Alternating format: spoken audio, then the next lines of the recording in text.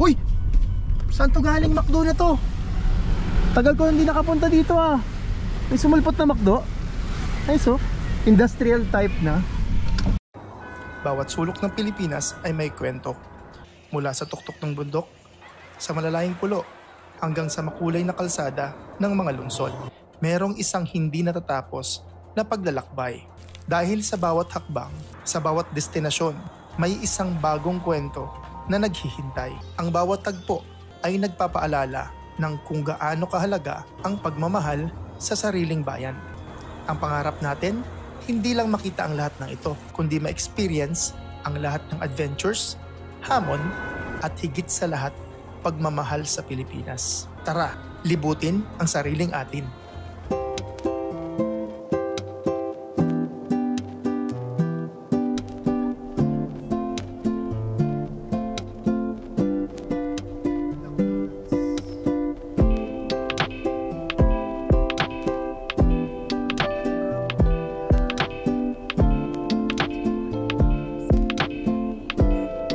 May mga poste dito oh.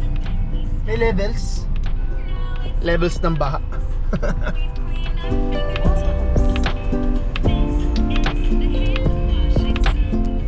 Dito sa amin sa Makati, ganito lang naman kasimple. Pataas ng building, masaya buhay. Sarap na buhay dito sa Manila. Pwede na! Pwede!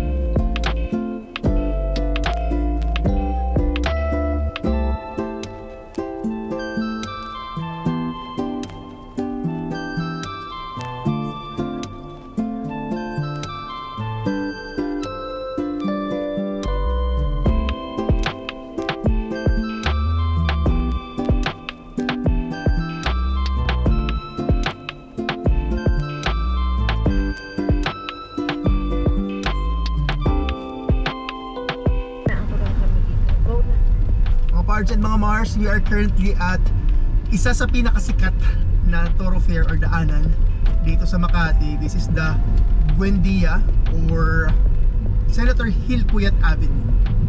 Bakit nga ba nagpapalit ang mga pangalan? Or bakit nga ba pinapalitan ng mga pangalan ang mga daan sa Pilipinas? At sino-sino ba itong mga to? Original name, Buendia Avenue. The road was named Buendia Avenue to honor Senator Nicolas Buendia, a patriot, Bulacan governor, and a senator who fought for the Filipino nationalism. For decades, people called it Buendia, and it became one of the most popular roads in Makati City and Pasay. The change to Hill J. Puyat Avenue in 1982, during the administration of President Ferdinand Marcos, the avenue was officially renamed to Senator Hill J. Puyat Avenue. The renaming was to honor Senator Hill Juco Puyat Sr., a businessman, educator, and Senate President from 1967 to 1972. He was recognized for his contribution to the Philippine economy, education, and legislation. Pero bakit nga ba ito pinalitan? At that time, it was common for the government to rename major roads after recently deceased prominent figures, especially national leaders. Since Hill Puyat passed away in 1980, the government decided to name a major thoroughfare after his name to preserve his legacy.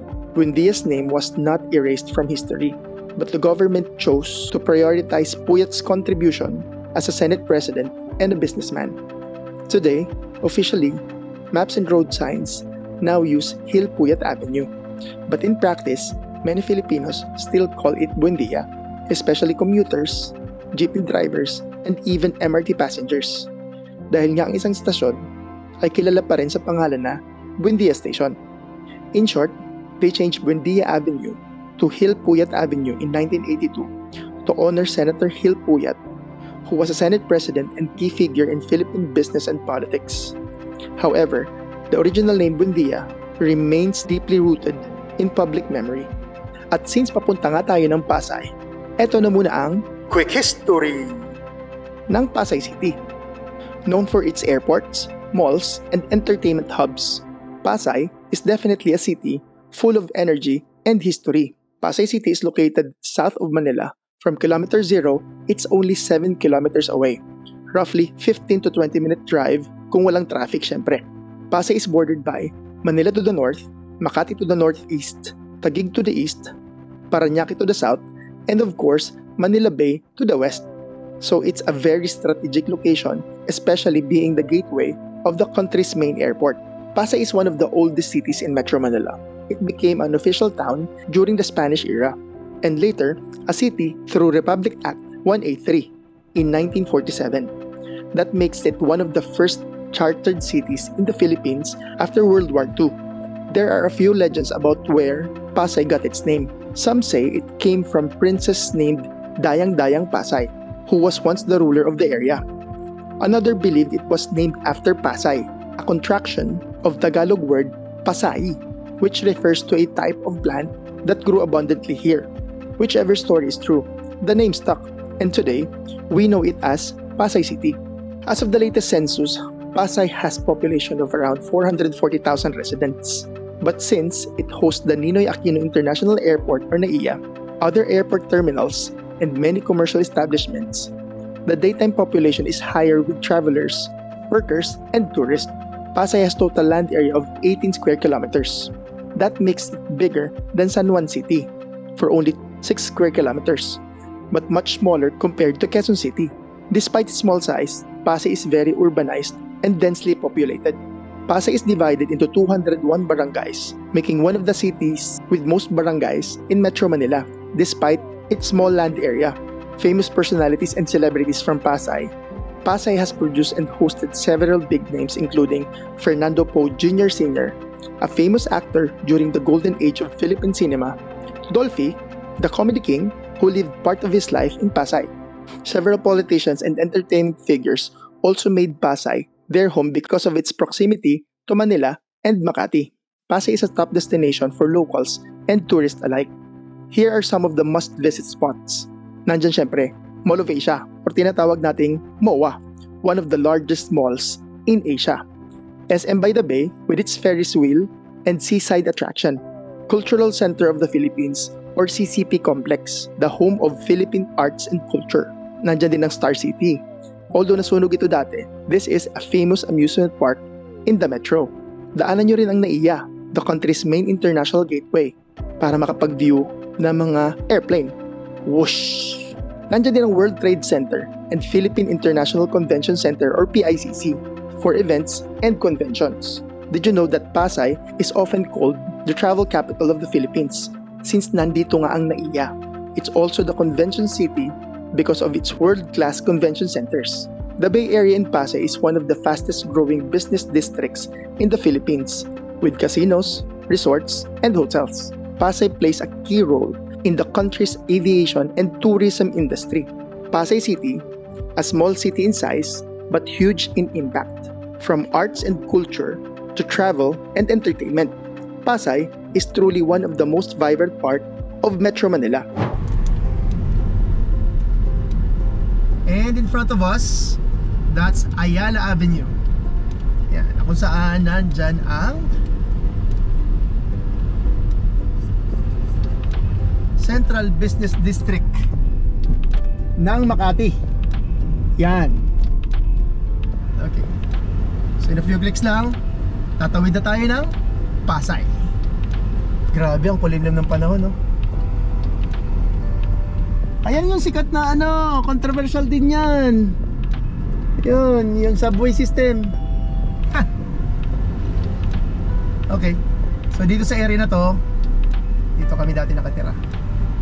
Ayan, so this is Chino Roces Avenue crossing Buendia. Very memorable din to sa akin area na to. It's because dyan, sa area na hanggang dulo, mula Santa Ana hanggang Chino Roces Extension, eh napagdaanan natin yung mga hardships na naghahanap tayo ng trabaho. So medyo dramatic, medyo dark days, pero that makes us stronger kung ano tayo ngayon sa mga pinagdaanan natin, di ba? Drama. At very special din to sa akin dahil dyan sa area na yan, dyan kami nakatira dati. Hulaan nyo na lang kung saan, pero dyan sa area na yan. In a few clicks, papunta na tayo ng Pasay. So very short lang, bonus na lang yung Pasay actually, dahil dapat plano lang natin Makati. Medyo may time pa tayo ng konti. Bago pa uwi, sabay na natin ang Pasay. Saan ba tayo uuwi? Habang traffic, magkape muna tayo. Hindi ko alam kung tumatanda lang ba tayo, pero recently nahihilig ako sa mga old photos or old videos ng Manila. Like itong Comfoods na to sa side natin. Dati that's Chevrolet kung hindi ako nagkakamali. So itong Buendia na to, sobrang sikat nito noong araw. Sobrang daming nangyayari in terms of business economy. So malaking contribution nga itong Makati. So yan, recently nakakita ko ng mga photos ng mga old songs, Filipino songs. Old Filipino, mga 70s, 90s na mga photos, at may mga retro din na OPM music In 200 meters, turn right toward Amelia. na nag-enjoy tayo panoorin recently. Reminiscing. Parang tanda na natin ano. Yan o, kami yung Makati Central Fire Station. Lumipat na sila dito. Okay. Turn right toward Amelia, then turn left onto Amelia. So dito ang nagbago. Obviously wala na yung release ng tren. Ayan, wala na yung release ng tren. In front of us, that's Skyway, Stage 3 sa taas. And yan ang overpass ng Osmeña Highway. Overpass ng Osmeña Highway at Buendia. Diretso tayo. Continue on Bundia Avenue for 800 meters. Buendia.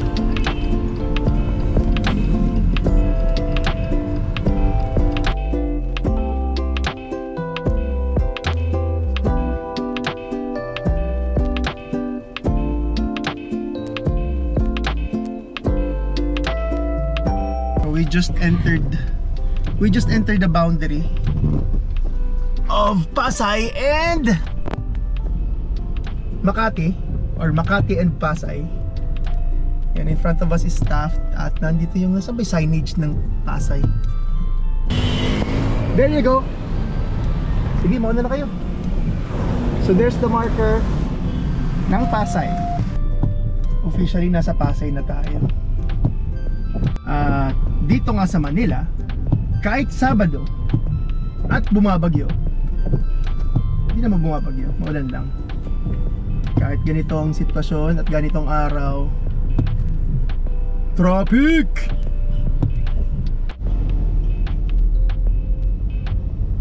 Yan, kakaabante lang, stop na naman.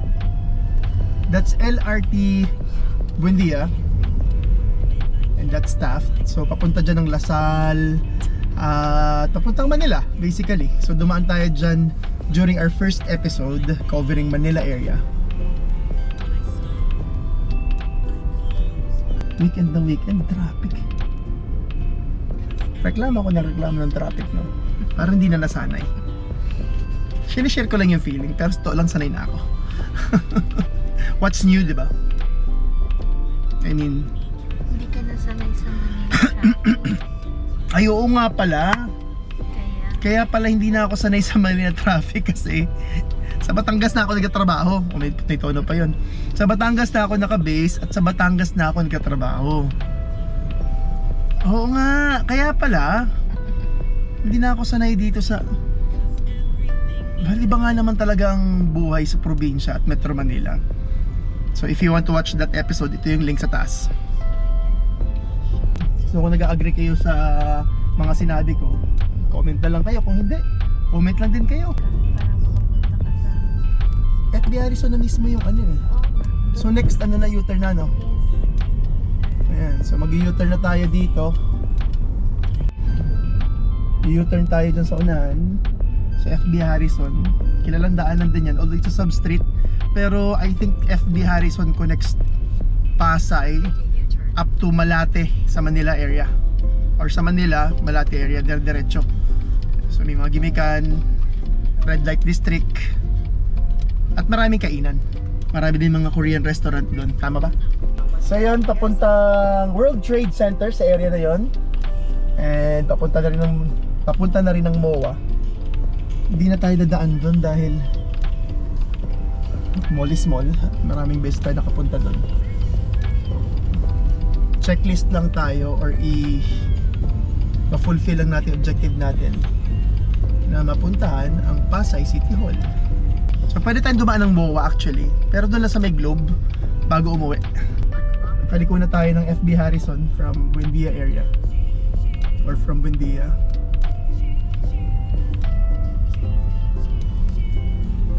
At malapit na ang City Hall, I think. Ang galing. Honk honk. So ano natin, MOA. Tapos doon na tayo akyat. Magagas muna tayo. Hiwagang hiwaga ako dito sa, hindi dyan. Dito sa condo. Condo ba to o ano?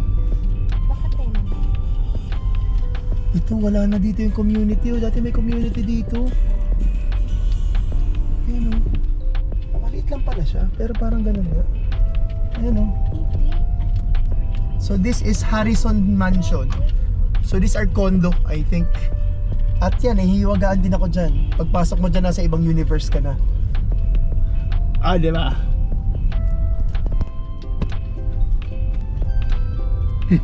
Universe. Get it? Universe. And universe. Nakapasok nga dyan, pagkapunta sa ibang universe.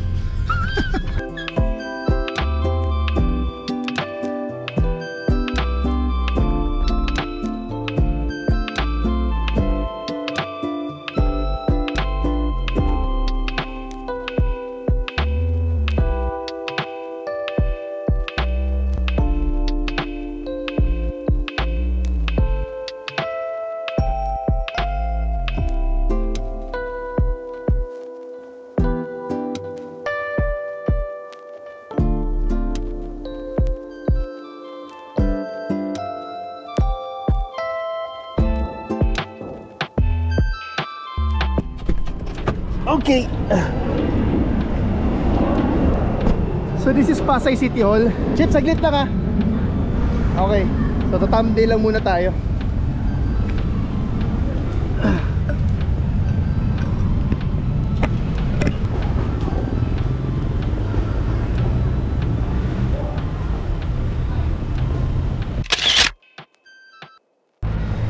Yun, busy oh. Activities ng weekend. So bonus na yung Pasay. Along the way pa uwi, siya nga naman, nasa Makati na tayo kanina. So along the way pa uwi, pabalik ng south sa base natin, kung saan yun ang isa sa magiging next episodes natin. So that's Pasay. Hindi na tayo makaikot ng MOA dahil we've been there a few times at hindi naman natin contents ang pagpupunta sa malls.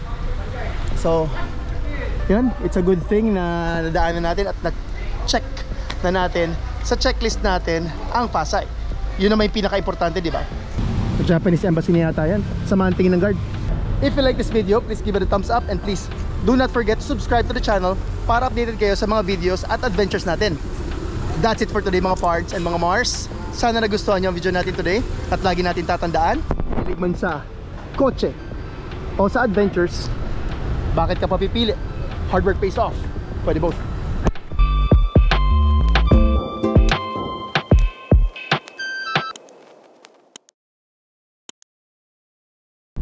Alright, so we are entering ang pinakasikat na daanan sa buong Pilipinas. Mush EDSA.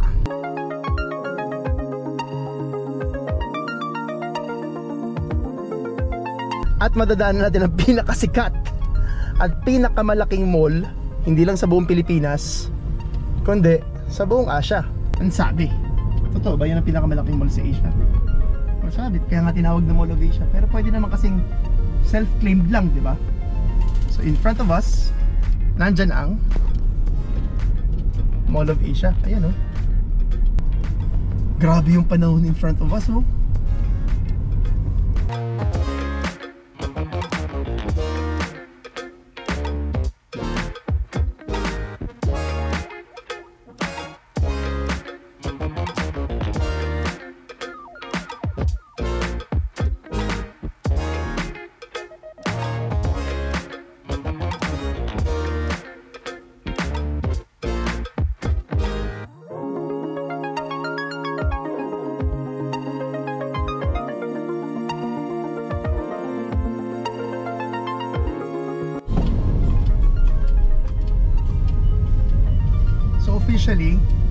Parañaque. After ng tulay na to. Grabe ang basura oh! Welcome to Parañaque! Next episode.